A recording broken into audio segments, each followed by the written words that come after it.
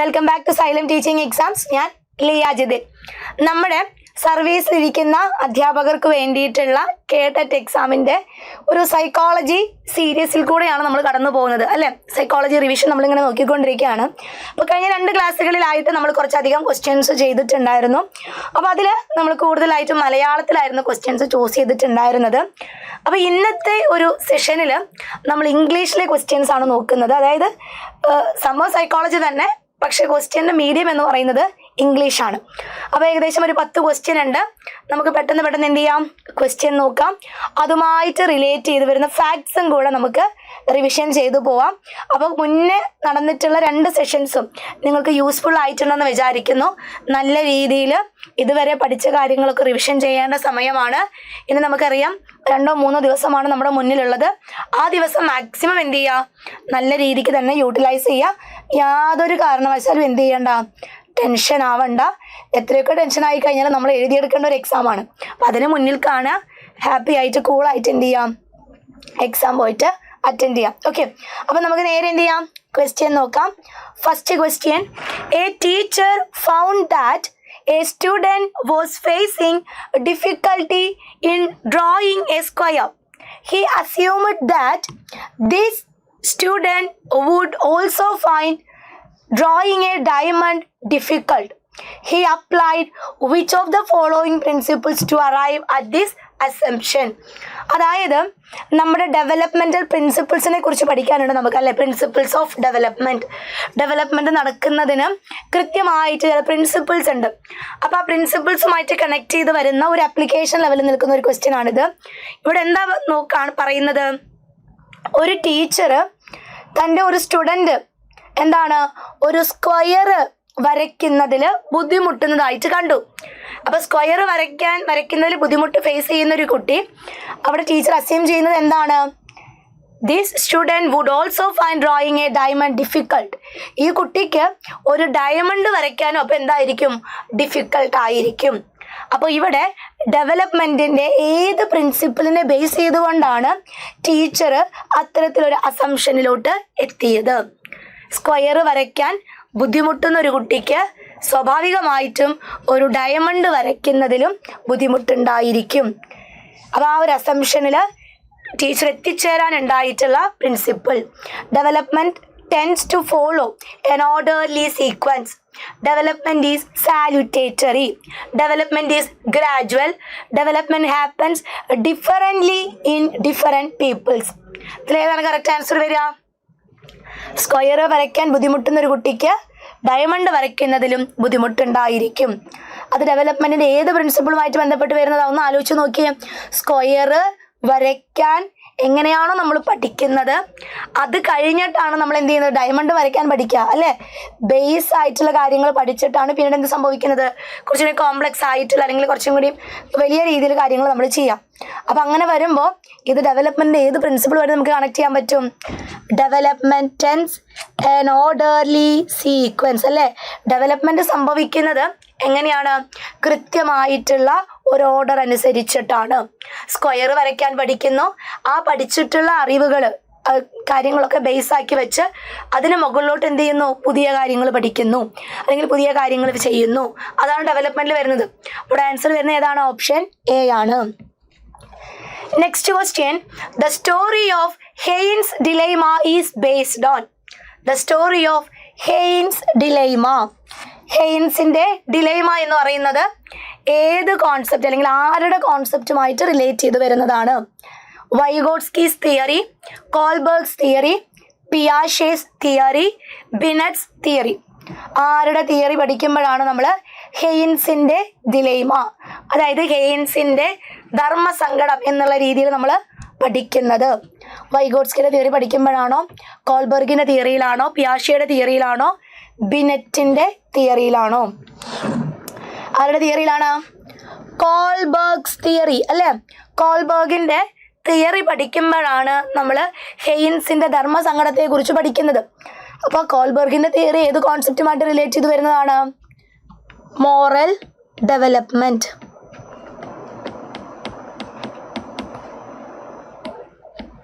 Moral ഡെവലപ്മെൻറ്റുമായിട്ട് relate ചെയ്ത് വരുന്ന കോൺസെപ്റ്റാണ് Lawrence Kohlberg put forward ചെയ്തിട്ടുള്ളത്. അപ്പോൾ അദ്ദേഹത്തിൻ്റെ മോറൽ ഡെവലപ്മെൻറ്റ് തിയറി എന്ന് പറയുന്നത് ഹെയ്ൻസ് ഡിലേമയുമായിട്ട് റിലേറ്റ് ചെയ്ത് വരുന്നതാണ്. അതിനെ ബേസ് ചെയ്തുകൊണ്ടാണ് moral development theory Kohlberg present ചെയ്യുന്നത്.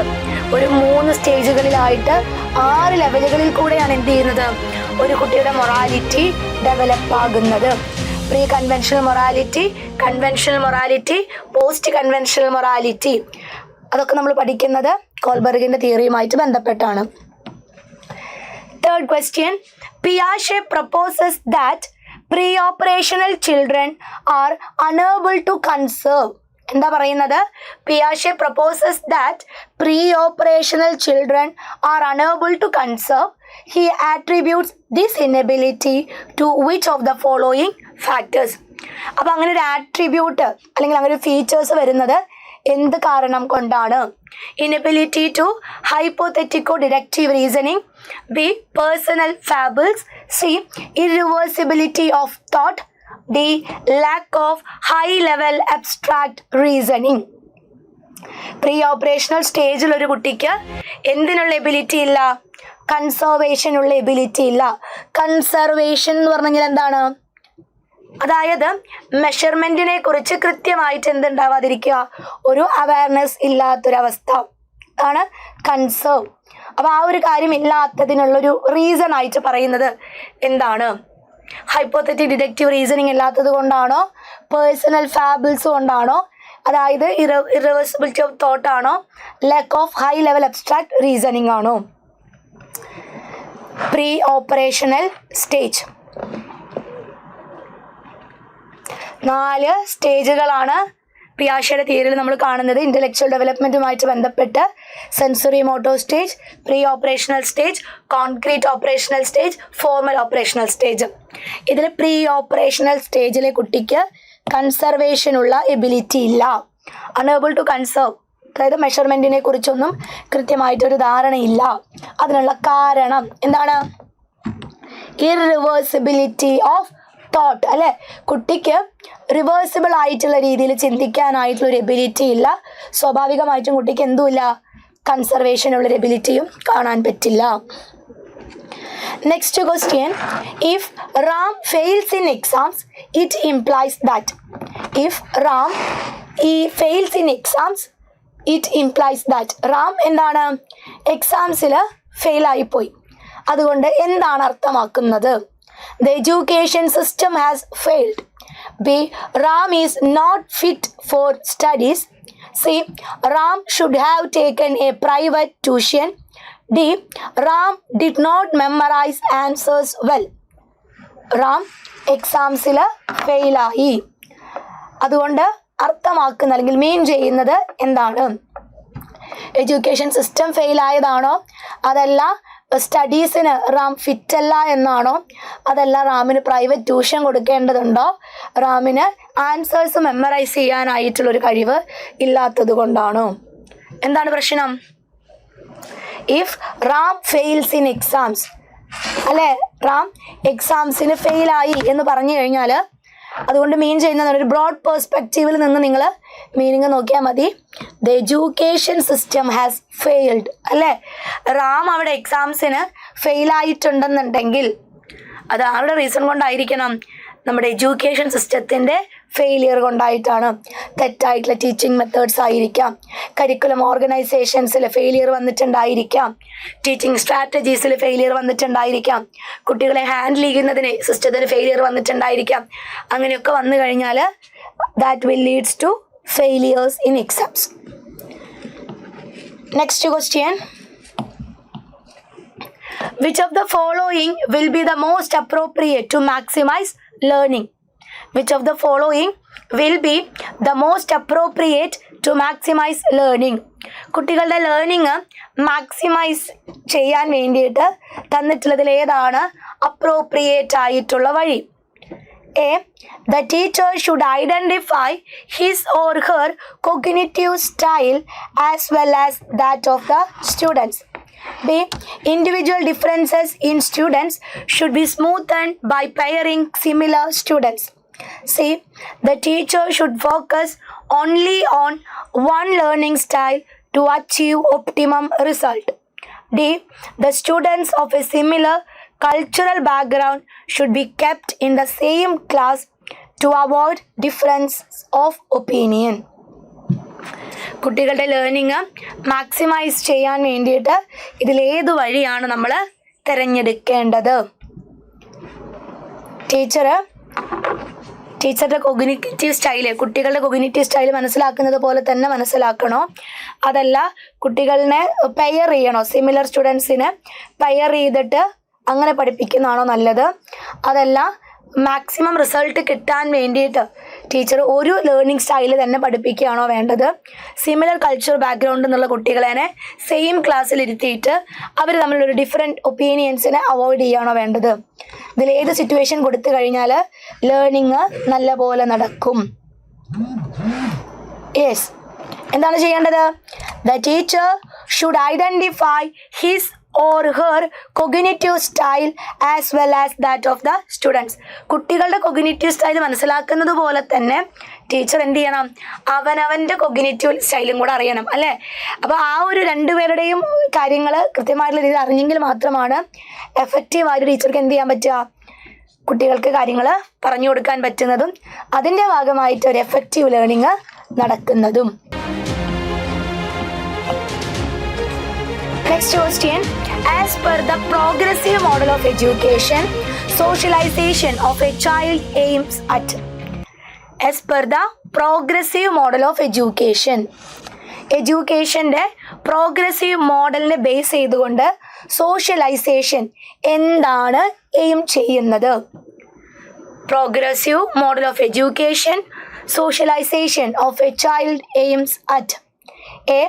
Letting the child learn exhaustive social habits and ways to score good marks. B. Letting the child become an active participant in a group and develop social skills. C. Preparing the child to follow rules and norms of the society without questioning. D. Making the child learn whatever is taught at the school irrespective of his or her social background.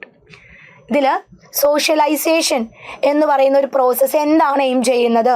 According to progressive model of education. Progressive model of education socialization എന്നതുകൊണ്ട് എന്താണ് aim ചെയ്യുന്നത്? തന്നിട്ടുള്ള ഓപ്ഷൻസിൽ most appropriate ആയിട്ടുള്ളത് ഏതാണ്?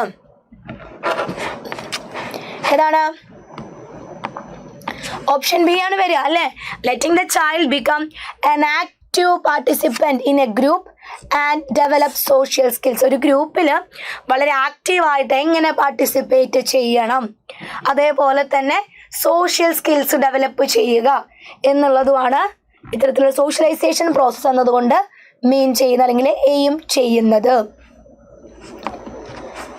Next question.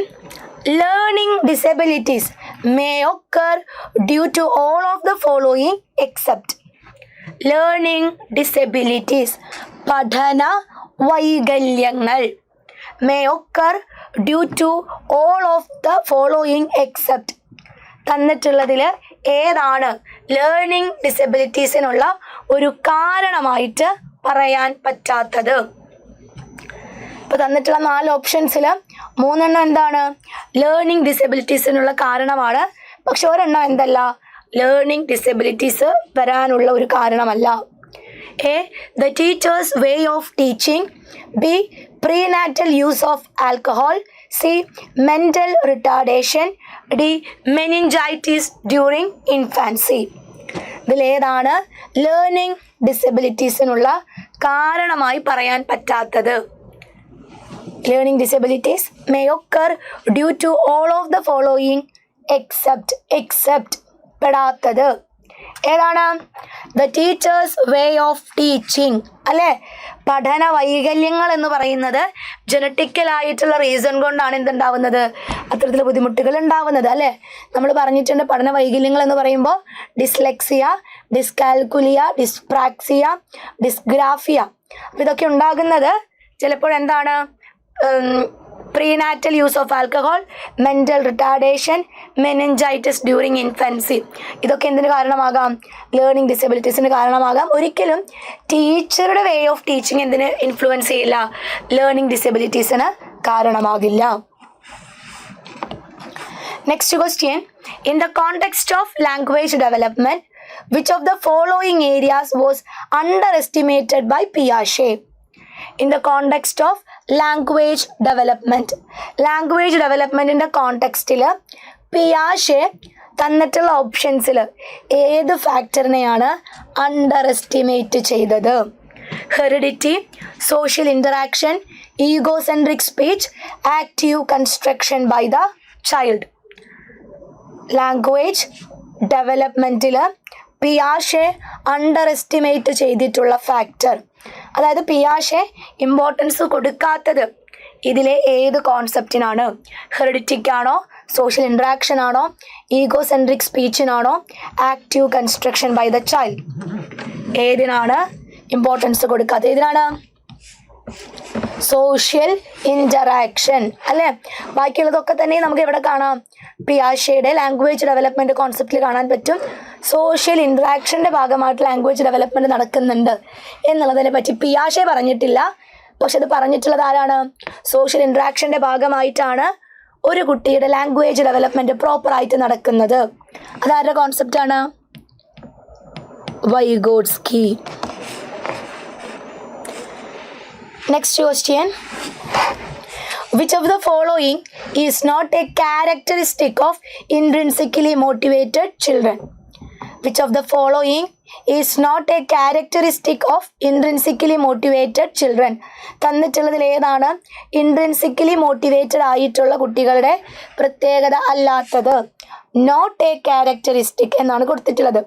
സവിശേഷത അല്ലാത്തത്. A, they always succeed. B, they enjoy doing their work. C, they display a high level of energy while working. D, they like challenging tasks. ഇതിലേതാണ് intrinsically motivated ആയിട്ടുള്ള ചിൽഡ്രൻ്റെ characteristic അല്ലാത്തത്? അവരെപ്പോഴും succeed ചെയ്യുന്നവരാണോ? അവർ ഏതൊരു work ചെയ്യുമ്പോഴും അതിനവർ enjoy ചെയ്യുന്നുണ്ടോ? അതേപോലെ തന്നെ ഒരു high level of energy work ചെയ്യുമ്പോൾ കാണിക്കുന്നവരാണോ? അവർക്ക് ഏറ്റവും ഇഷ്ടം ചാലഞ്ചിങ് ആയിട്ടുള്ള ടാസ്കുകളാണ്. ഇതിലേതാണ് not a characteristic? Intrinsically motivated. Yes, ഏതാണ് വരിക? They always succeed. അവരെല്ലായ്പ്പോഴും സക്സസ് ആകുമെന്ന് നമുക്ക് പറയാനായിട്ട് പറ്റില്ല. ചിലപ്പോൾ ഫെയിലായി പോവും. പക്ഷേ ഫെയിലായി കഴിഞ്ഞാൽ പിന്നെയും അവരെന്ത് ചെയ്യും? ആ കാര്യങ്ങൾ അവർ റിപ്പീറ്റ് ചെയ്തുകൊണ്ടിരിക്കും. തോറ്റുപോയെന്ന് വിചാരിച്ച് നിരാശപ്പെടുന്നവരല്ല എന്ന് ചുരുക്കം. ഓക്കെ, അപ്പോൾ ദേ ഓൾവേസ് സക്സീഡ് എന്നുള്ളത് നമുക്ക് ആരുടെ പ്രത്യേകതയായിട്ട് പറയാൻ പറ്റില്ല? ഇൻട്രിൻസിക്കലി മോട്ടിവേറ്റഡ് ചിൽഡ്രൻ്റെ പ്രത്യേകതയായിട്ട് പറയാൻ പറ്റില്ല. Yes, the last question, what does self regulation of learners means? എന്താണ് ലേണേഴ്സിൻ്റെ സെൽഫ് റെഗുലേഷൻ എന്നതുകൊണ്ട് മീൻ ചെയ്യുന്നത്? Option A, self discipline and control. Option B, ability to monitor their own learning. C, rules and regulations made by the student body. D, creating regulations for student behaviour. ഇതിലേതാണ് ലേണേഴ്സിൻ്റെ self regulation എന്നുള്ളൊരു കോൺസെപ്റ്റുമായിട്ട് relate ചെയ്ത് വരുന്നത്? Self regulation emotionally intelligent ആയിട്ടുള്ള ഒരാളിൽ നമുക്ക് കാണാൻ പറ്റുന്ന ഒരു ഫീച്ചറാണ് സെൽഫ് റെഗുലേഷൻ എന്ന് പറയുന്നത്. സെൽഫ് റെഗുലേഷൻ എന്ന് പറഞ്ഞു കഴിഞ്ഞാൽ എന്താണ്? സെൽഫ് ഡിസിപ്ലിൻ ആൻഡ് കൺട്രോൾ അല്ലേ. നമുക്ക് നമ്മളെ തന്നെ എന്ത് ചെയ്യാൻ പറ്റുകയാണ്? കൺട്രോൾ ചെയ്യാനായിട്ട് പറ്റുക. ഏത് ഇമോഷൻസ് ആണെങ്കിലും അതിനെ ശരിയായിട്ടുള്ള രീതിയിൽ എന്ത് ചെയ്യുക? കൺട്രോൾ ചെയ്യാനുള്ളൊരു ability. Self control and self discipline. നമ്മൾ നമ്മുടേതായിട്ടുള്ള രീതിയിൽ എന്ത് ചെയ്യുന്നു?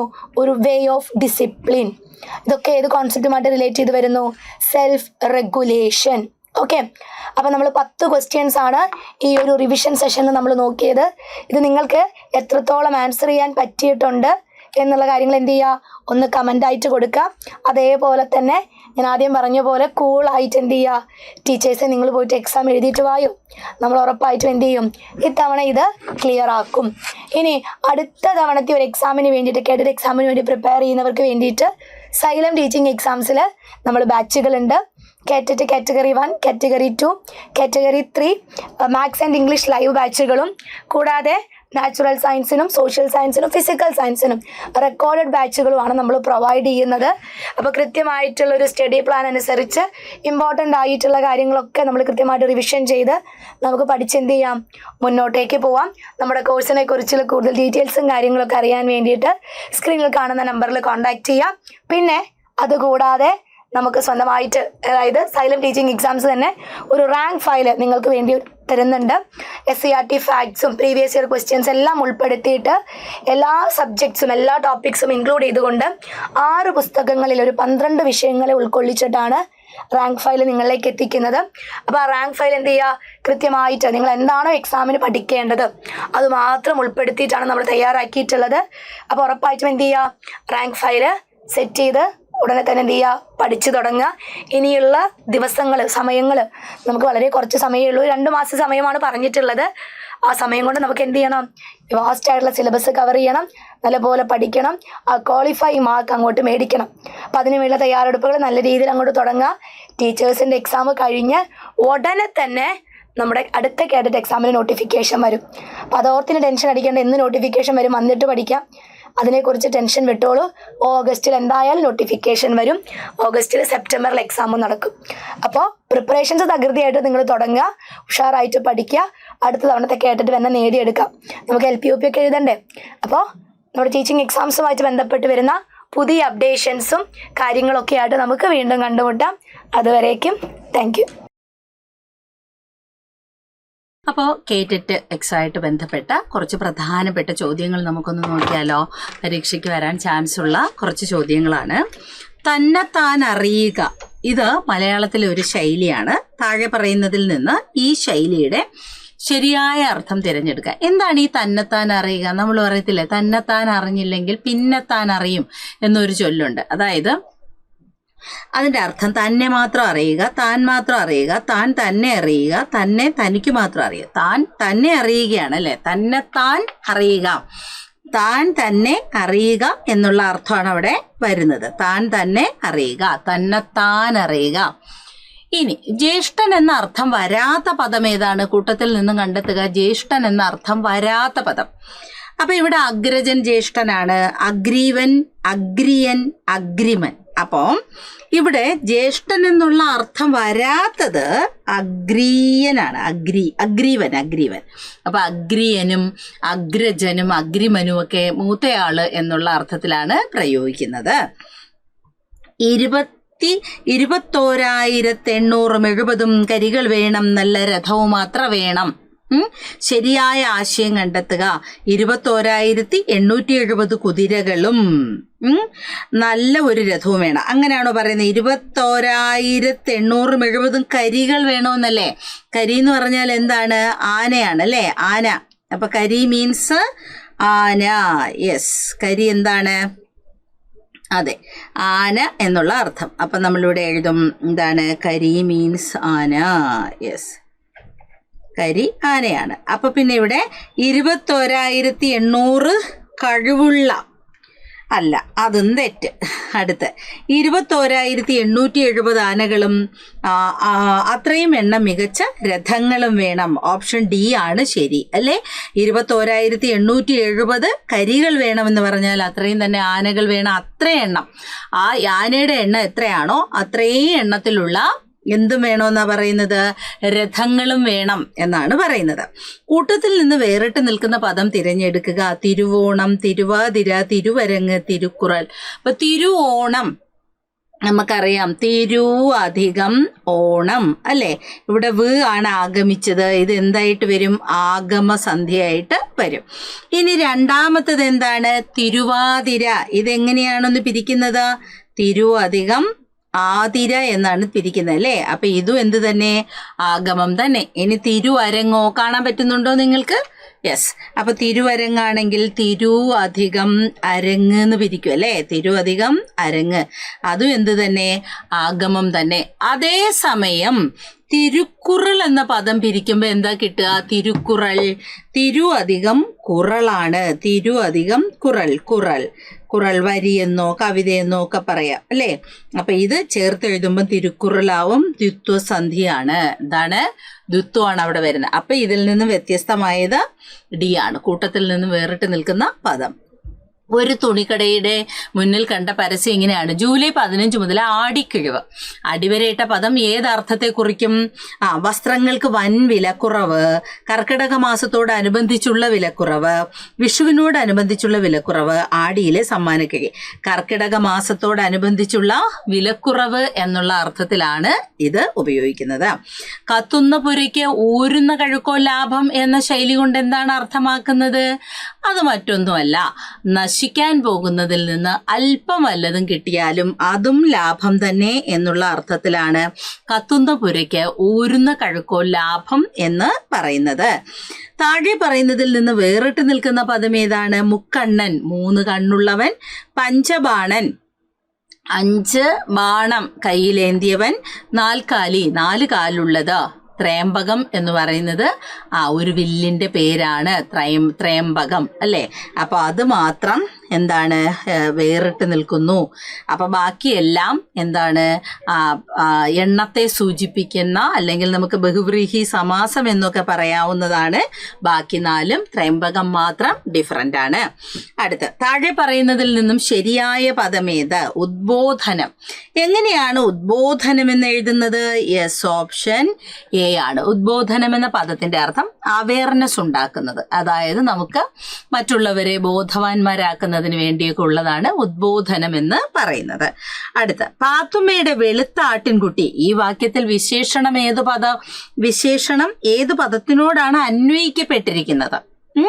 അപ്പൊ ഇവിടെ ആടിനോട്, കുട്ടിയോട്, പാത്തുമ്മയോട്, നിറത്തോട്. ആടിനോടല്ലേ? വെളുത്ത ആട്ടിൻകുട്ടി എന്നല്ലേ പറയുന്നേ? അപ്പൊ വെളുത്തത് എന്ന വിശേഷണം വിശേഷപദമായ ആട്ടിൻകുട്ടി, അതായത് ആടിനോടാണ് ചേർന്നിരിക്കുക. അന്വയിപ്പെട്ടിരിക്കുക എന്ന് പറഞ്ഞാൽ ചേർന്നിരിക്കുക എന്നുള്ള അർത്ഥം. മാധ്യമം സുതാര്യമാവുമ്പോൾ കിരണം കടന്നു പോകുകയും കണികകളെ ചലനവിധേയമാക്കിക്കൊണ്ട് പ്രതലത്തിൽ പ്രകാശവലയവും ഊഷ്മാവും ഉൽപ്പാദിപ്പിക്കുകയും ചെയ്യുന്നു. ഈ വാക്യത്തിൽ ഏതെങ്കിലും ഒരു ആശയം വരുന്ന വാക്യം ചുവടെ കൊടുത്തിരിക്കുന്നതിൽ നിന്ന് കണ്ടെത്തുക. വാക്യക്രമീകരണമാണ്. സുതാര്യമായ മാധ്യമം പ്രകാശവലയം സൃഷ്ടിക്കുന്നു. സുതാര്യമായ മാധ്യമത്തിലൂടെ കിരണം കടന്നു പോകുന്നു.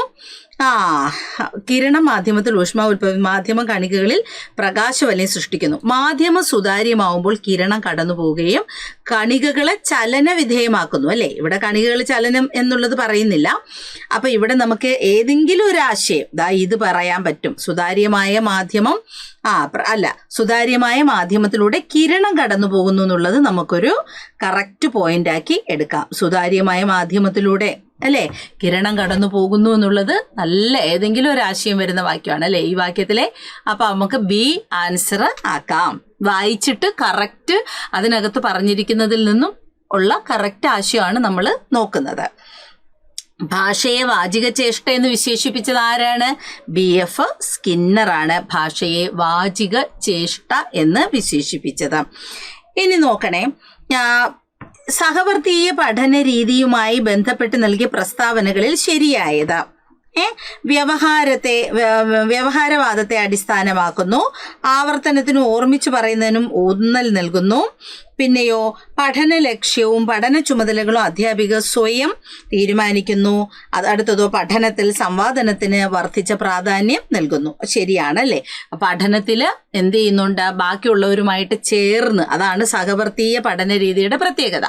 മറ്റുള്ള കുട്ടികളുമായി ചേർന്ന് പ്രവർത്തിക്കാനുള്ള ഒരു അവസരവും കൂടുതൽ സംവാദത്തിന് അല്ലെങ്കിൽ കുട്ടികളുമായിട്ടുള്ള കൂടുതൽ ചർച്ചകൾക്ക് അത് വഴിതെളിക്കുകയും ചെയ്യുന്നു. ആർഭാടപൂർവമായ രംഗപ്രവേശം എന്ന അർത്ഥത്തിൽ പ്രയോഗിക്കുന്ന ശൈലി ഏതാണ്? നമുക്ക് ഈ ശൈലികൾ മസ്റ്റായിട്ടും കേട്ടിട്ട് പരീക്ഷയുടെ ഒരു ക്വസ്റ്റ്യൻ ആണ്. അപ്പൊ തിരുപ്പുറപ്പാട് പറയാം. ആർഭാടപൂർവമായ രംഗപ്രവേശം എന്ന അർത്ഥത്തിൽ പ്രയോഗിക്കുന്ന ശൈലി ഏതാണ്? തിരുപ്പുറപ്പാട്. ഒരു നല്ല പാഠപുസ്തകത്തിൽ ഉണ്ടായിരിക്കേണ്ട ഗണങ്ങളിൽ പെടാത്തത് നമുക്ക് ആ ഗണങ്ങളിലല്ല ഗുണങ്ങളിൽ പെടാത്തത് ആകർഷകമായി രൂപകൽപ്പന ചെയ്തത് അത് വേണം അല്ലേ. പാഠപുസ്തകം കുട്ടികളെ ഇംപ്രസ് ചെയ്യിക്കുന്ന രീതിയിൽ ആകർഷകമായി രൂപകൽപ്പന ചെയ്യണം. അറിവ് ആർജിക്കുന്നതിന് സഹായകമാവണം. അത് അത്യാവശ്യമല്ലേ, പാഠപുസ്തകത്തിൽ അറിവ് ആർജിക്കണ്ടേ. പഠിതാവിന്റെ പ്രായത്തിനും അഭിരുചിക്കും അനുഗുണം ആവണം. എന്നാൽ അധ്യാപകരുടെ അഭിരുചികൾക്ക് പ്രാധാന്യമുള്ളതാവേണ്ട കാര്യമൊന്നും ഇല്ല. കുട്ടി എപ്പോഴും സ്റ്റുഡന്റ് സെന്റേർഡ് ആയിരിക്കണമല്ലോ. അടുത്തത് നോക്കണേ.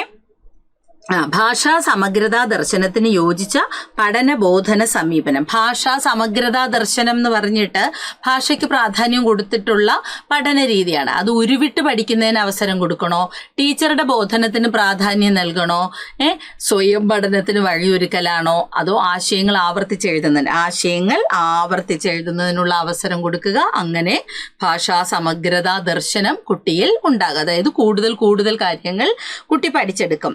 ശരിയായ ജോഡി ഏതാണ്? ഉയർച്ച ആഗ്രഹിക്കുന്നവൻ ജിജ്ഞാസു, അറിയാൻ ആഗ്രഹിക്കുന്നവൻ ഉൽപ്പതിഷ്ണു, അതുപോലെ പഠിക്കാൻ ആഗ്രഹിക്കുന്നവൻ പിപഠിഷു, ഭക്ഷിക്കാൻ ആഗ്രഹിക്കുന്നവൻ മുമുക്ഷു. അപ്പൊ ഇവിടെ പറഞ്ഞിരിക്കുന്നതിൽ നമുക്ക് എന്ത് പറയാൻ പറ്റും? ഇവിടെ പറഞ്ഞിരിക്കുന്നതിൽ ഇവിടെ പറഞ്ഞിരിക്കുന്നതിൽ ഉയർച്ച ആഗ്രഹിക്കുന്നവൻ ജിജ്ഞാസു അല്ല അല്ലേ, ഉത്പതിഷ്ണു ആണ്. എന്താണ്? ഉത്പതിഷ്ണു ആണ് ശരിക്ക് വരേണ്ടത്. ഇത് മാത്രമാണ് ഇതിൽ ശരി. പിപഠിഷു ശരിയായിട്ടുള്ള പ്രയോഗമാണ്. അടുത്തത് അറിയാൻ ആഗ്രഹിക്കുന്നവൻ ഉൽപ്പതിഷ്ണു അല്ല, അതാണ് എന്ത്? ജിജ്ഞാസു. അങ്ങോട്ടും ഇങ്ങോട്ടും തിരിഞ്ഞു പോയല്ലേ. ഭക്ഷിക്കാൻ ആഗ്രഹിക്കുന്നവൻ ബുഭുക്ഷു ആണ്. എന്താണ് വരേണ്ടത്? ബുഭുക്ഷു എന്ന് വരണം. ഇനി മുമുക്ഷു ആരാണ്? മോക്ഷം ആഗ്രഹിക്കുന്നവൻ. മുമുക്ഷു എന്ന് പറഞ്ഞാൽ മോക്ഷം ആഗ്രഹിക്കുന്നവനെയാണ് നമ്മൾ എന്ത് പറയുന്നത്? മുമുക്ഷു എന്ന് പറയുന്നത്. വറുക്കും മുമ്പേ കുറിക്കാൻ മോഹം എന്ന പഴഞ്ചൊല്ല് അർത്ഥമാക്കുന്നത് എന്താണ്? വറുക്കും മുമ്പേ കുറിക്കാൻ മോഹം നമ്മൾ കേട്ടിട്ടുണ്ടല്ലേ. വറുക്കും മുമ്പേ കുറിക്കാൻ മോഹം എന്ന പഴഞ്ചൊല്ലിന്റെ അർത്ഥം ക്ഷമയില്ലായ്മ അല്ലേ. വറുത്തെടുത്തിട്ട് വേണ്ടേ കുറിക്കാൻ. വറുക്കുന്നതിന് മുമ്പ് കുറിക്കാൻ മീൻസ് തിന്നുക എന്നൊക്കെയുള്ള അർത്ഥം തന്നെ. ഒരാശയത്തിലോ പ്രശ്നത്തിലോ വിഷയങ്ങളെ ബന്ധിപ്പിച്ച് ഒരേ കാലയളവിൽ വ്യത്യസ്ത വിഷയങ്ങളുടെ പീരീഡുകളിലായി പഠിപ്പിക്കുന്ന ഉദ്ഗ്രഥന രീതിയാണ് ബഹുവിഷയാത്മകം. പല വിഷയങ്ങളെ ക്രോഡീകരിച്ച് തയ്യാറാക്കുന്നതാണ് ബഹുവിഷയാത്മകം. താഴെ കൊടുത്തിരിക്കുന്നതിൽ ശരിയായി ചേർത്തിരിക്കുന്നത് തിരുമുൽ കാഴ്ച. തിരുമുൽ പ്ലസ് കാഴ്ച തെറ്റാണ്. അതെങ്ങനെയാ എഴുതേണ്ടത്? തിരുമുൻ പ്ലസ് കാഴ്ച എന്ന് വേണം കൊടുക്കാൻ. എന്താണ്? തിരുമുൻ പ്ലസ് കാഴ്ച. ഇനി കന്മതം ഇങ്ങനെയല്ല, കല് അധികം മതമാണ്. നെൽമണിയല്ല, നെൻ പ്ലസ് നെല് അധികം മണിയാണ് എന്ത് വരേണ്ടത്? നെന്മണി വരേണ്ടത്. നെല് അധികം മണി. അപ്പോൾ ഇവിടെ എന്താണ് ശരി? വിൺതലമാണ് വിണ്ടലം. ഇതെല്ലാം എന്താണ്? ആദേശമാണ്. എല്ലാ പദങ്ങളും ആദേശസന്ധിയിലാണ് വരുന്നത്. സംഗീതപരമായ ബുദ്ധിവികാസവുമായി ബന്ധപ്പെട്ട് പരിഗണിക്കാവുന്ന പ്രവർത്തനം: പോസ്റ്റർ തയ്യാറാക്കല്, കവിതകൾക്ക് താളം കണ്ടെത്തല്, നാടകരചനയും അവതരണവും. സംഗീതപരമായിട്ടുള്ള നമുക്കറിയാം അല്ലെ, കവിതകൾക്ക് താളം കണ്ടെത്തലാണല്ലോ എപ്പോഴും എന്ത് ചെയ്യേണ്ടത്? സംഗീതപരമായ ഒരു ബുദ്ധിവികാസത്തിന് ഏറ്റവും ആവശ്യം നമുക്ക് കവിതകൾക്ക് താളം കണ്ടെത്തലാണ്. യൂണിറ്റ് സമഗ്രാസൂത്രണം തയ്യാറാക്കുമ്പോൾ പ്രാഥമിക പരിഗണന നൽകേണ്ടത് എന്തിനാണ്? പഠന സാമഗ്രികളുടെ ഉപയോഗത്തിന്, പഠന നേട്ടങ്ങൾ ആർജിക്കുന്നതിന്, നിരന്തര മൂല്യനിർണ്ണയം, ആശയ സ്വാംശീകരണം. എപ്പോഴും പഠന നേട്ടം ആർജിക്കുന്നതിനായിരിക്കണം യൂണിറ്റ് സമഗ്ര ആസൂത്രണം തയ്യാറാക്കും. ഒരു യൂണിറ്റിന്റെ സമഗ്രാസൂത്രണം തയ്യാറാക്കുമ്പോൾ പഠന നേട്ടം കുട്ടിക്ക് എത്രത്തോളം നേടാൻ പറ്റുമോ അതിന് വേണം ഏറ്റവും കൂടുതൽ പ്രാധാന്യം കൊടുക്കാൻ. ഏറ്റവും പ്രാധാന്യം കൊടുക്കുന്നത് പഠന നേട്ടം ആർജിക്കുന്ന കാര്യത്തിനായിരിക്കണം. അനാരതം എന്ന പദത്തിന്റെ അർത്ഥം എന്താണ്? അനാരതം എന്ന് പറഞ്ഞാൽ എല്ലായ്പ്പോഴും അനാരതമായി, എല്ലായ്പ്പോഴും എന്നുള്ള അർത്ഥം. അങ്ങനെ നമ്മൾ ഇന്ന് കുറച്ച് പദങ്ങളാണ് എന്ത് ചെയ്തിരിക്കുന്നത്, കുറച്ച് പ്രധാനപ്പെട്ട കുറച്ച് ക്വസ്റ്റ്യൻസ് ആണ് നമ്മുടെ കേറ്ററ്റുമായിട്ട് ബന്ധപ്പെട്ടുള്ള ക്വസ്റ്റ്യൻസ് ആണ്. അപ്പോൾ പരീക്ഷയ്ക്ക് എല്ലാവർക്കും ഒരു ഓൾ ദ ബെസ്റ്റ് പറയുന്നു. ഓക്കെ, അപ്പോൾ പരീക്ഷയൊക്കെ അടിപൊളിയായി എഴുതി വരും. ഓക്കെ അല്ലേ? അപ്പോൾ ക്വസ്റ്റ്യൻ വന്നതിന് ശേഷം നമുക്ക് മലയാളം ചോദ്യം അനാലിസിസുമായിട്ട് വീണ്ടും സൈലം PSCയുടെ യൂട്യൂബ് ചാനലിൽ വീണ്ടും കണ്ടുമുട്ടാം. ഓക്കെ.